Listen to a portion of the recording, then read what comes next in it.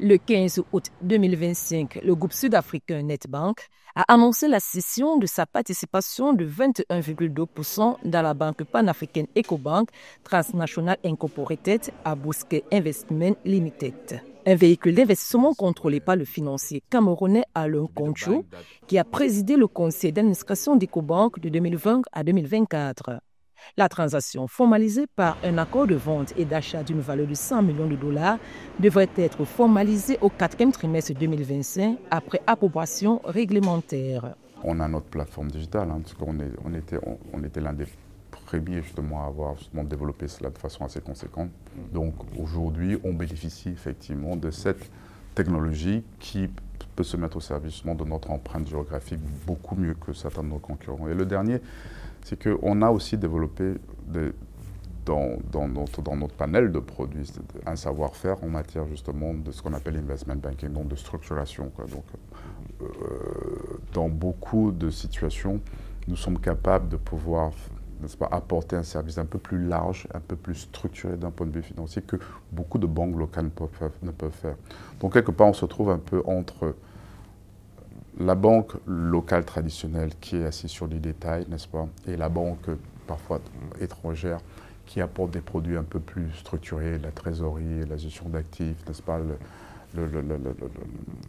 la gestion d'actifs, la gestion de risque.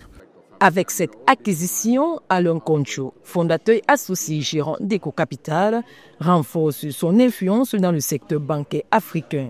Ancien président d'Ecobank et membre clé du conseil d'administration, son investissement témoigne de sa confiance indéfectible dans le modèle panafricain de la banque, sa croissance et sa réussite, d'après le directeur général du groupe Ecobank, Jérémy Aweri. L'entrée de Bosquet Investment comme actionnaire majoritaire s'inscrit pleinement dans les ambitions d'Ecobank de renforcer l'inclusion financière et de capitaliser sur la dynamique qui s'est développée sur le continent. On est assez clé dans des pays dans lesquels on est fort. Comme je l'ai dit, on est dans 15 pays, on est dans les 3 premières. Ce qui veut dire aussi que quelque part, comme à l'inverse de beaucoup d'autres pays, c'est que nous, on considère qu'on est des acteurs assez critiques par rapport au financement de ces pays, tout simplement parce qu'on se considère comme pourvoyeur de capital permanent. Donc, on est assis sur du long terme. Nedbank a évoqué la complexité réglementaire, les exigences imminentes en matière de fonds propres et un recentrage stratégique sur les marchés d'Afrique australe et de l'Est comme principale raison de cette scission après 17 années de partenariat avec Ecobank. Le groupe bancaire panafricain a publié des résultats solides pour le premier semestre 2025 avec un bénéfice avec impôt en hausse de 23% à 398 millions de dollars.